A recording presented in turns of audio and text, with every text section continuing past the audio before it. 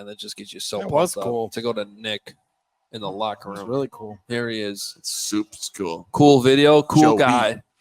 Let me get back on the shot here. Okay, hey, Nick. Let's start with we've been talking a lot about that 4th and goal play. So I know you talked to a few different players. Just report to us what they had to say, because I know you weren't in the press conference, but Matt Eberflus said, we like that play and we got to execute it better, which to us hearing it, we did play Flus in full, sounded like he was just passing the buck to the players for not executing the play, when it seems like you heard a much different story in the locker room.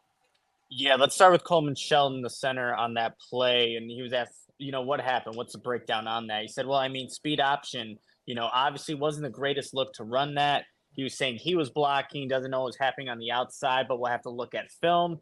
I also asked Braxton Jones, the same exact thing. And again, brought up, it wasn't the best look to run that play. So I didn't hear about what Eberflus had to say about it, but based off the conversations I had with just players in the locker room, it just wasn't the look that they had practiced all week. They had practiced this option play and they had success with it, but it just wasn't the right look at that particular point in the field, where when they saw it, it just didn't obviously work out. So that was Coleman Shelton really saying that. And he was also asked a follow-up, did you feel confident in the play when it was called?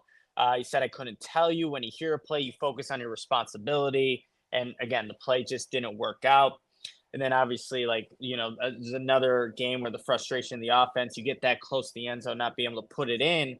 There was also this sense of optimism, though, Adam, with just the passing yards being up in this game, Caleb going for over 300. So I asked Coleman Shelton, you did statistically have a better passing day. How do you feel about the O-line? And so we got out there, we fought hard, and, we want to keep on fighting and getting better at, what we're doing each and every week. So would you say, Nick, that the locker room was kind of based in perspective long season, or would you say that frustration was starting to boil over?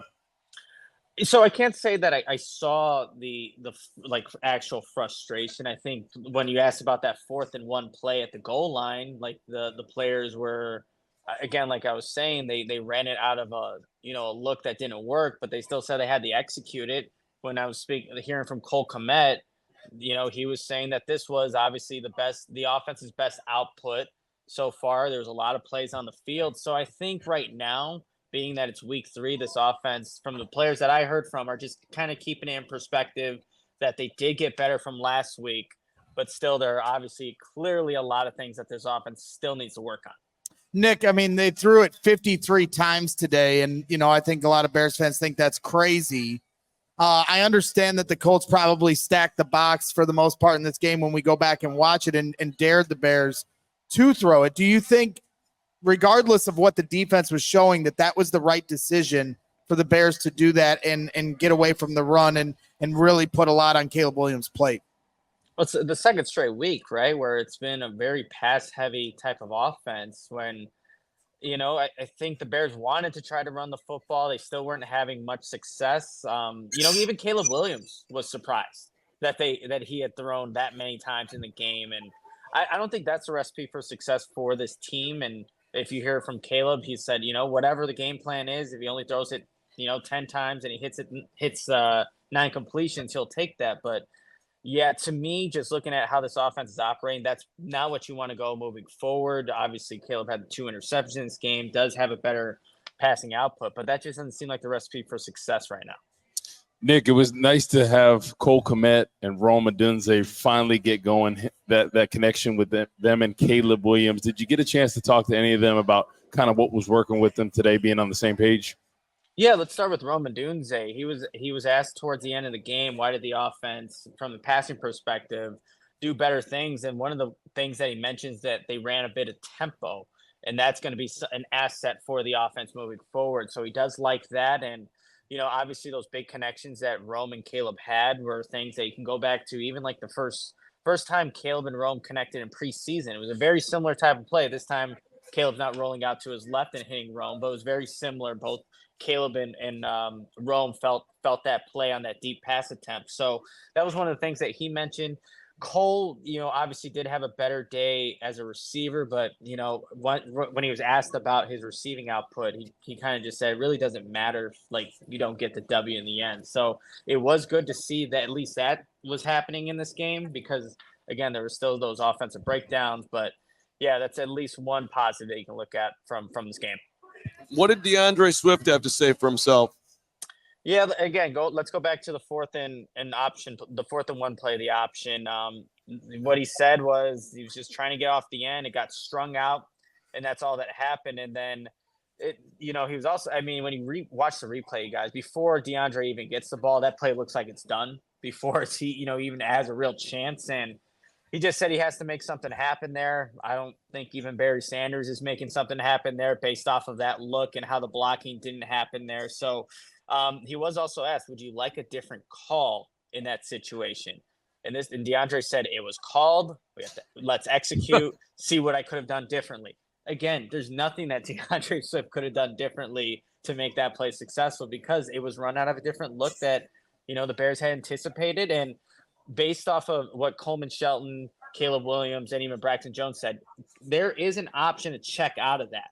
But what Caleb said in his press conference is when he got out of the huddle with about 10 seconds left, there's not really much time to change the play right then and there. But there is an option to get out of that look. But I don't think the Bears had enough time once they got to the line of scrimmage, saw how the Colts were playing that specific play, that there was actually going to be a realistic option for Caleb, Coleman, Shelton to actually get out of the look. But there is an option to do it. So that's interesting. That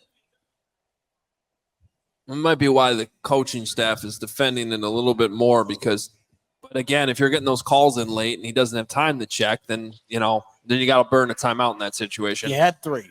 Yeah, 100%. So the result's the result. I guess the only thing DeAndre Swift could have done, if anything, is just give up earlier and not give up the 12 yards.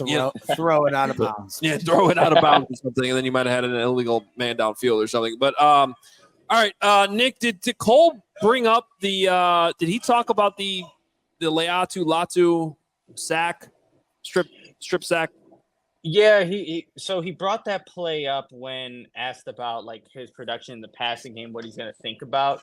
He said he's going to keep thinking about that play. He just needs to do a better job. That's how he kind of put it in his own words. Just need to be better on the sack given up at the end there by Latu. To be fair, guys, I don't know why you're having your tight end block a first-round draft pick, Latu like that. I know he's a rookie, but he was one of the best pass rushers in college football last season. But Cole, was obviously frustrated that he didn't play that play better. But again, I don't know why it's called in the first place to have Cole blocking that guy. He held 2 on the play, so it was a lose-lose. But obviously, the sack fumble is not what you want. All right, Nick, we'll let you get back on I-65 and come home. But anything else from your notes that you want to share with us here on the CHGO Bears Postgame Show? I'll say this, obviously in the press box, we're behind glass, but whenever it was 3rd down in this stadium for this Bears team, it was loud in here, you guys. Obviously Bears fans are going to travel well, but it was a loud environment for Anthony Richardson and that Colts offense. So when there were those crucial 3rd downs, you heard Bears fans out there trying to cheer on this defense, but really just a disappointing loss in all facets when you really look at it. Yeah, and we're starting to look at a must-win situation next week against the Rams. Got him. Because you fall to 1-3, and now we're starting to talk about the same storylines as last year when you had a slow start and getting behind too much in the loss column, too much to battle back from. So, but it is a long season. Nick, thank you so much. Great work there in Indy. You can read everything Nick has to write and throw up at all CHGO. Well, he's not throwing up. He will throw the stories up. I'm going to throw up. Yeah, I know. At allchgo.com. And you should become a diehard too. allchgo.com/diehard. We all silly like the mayor.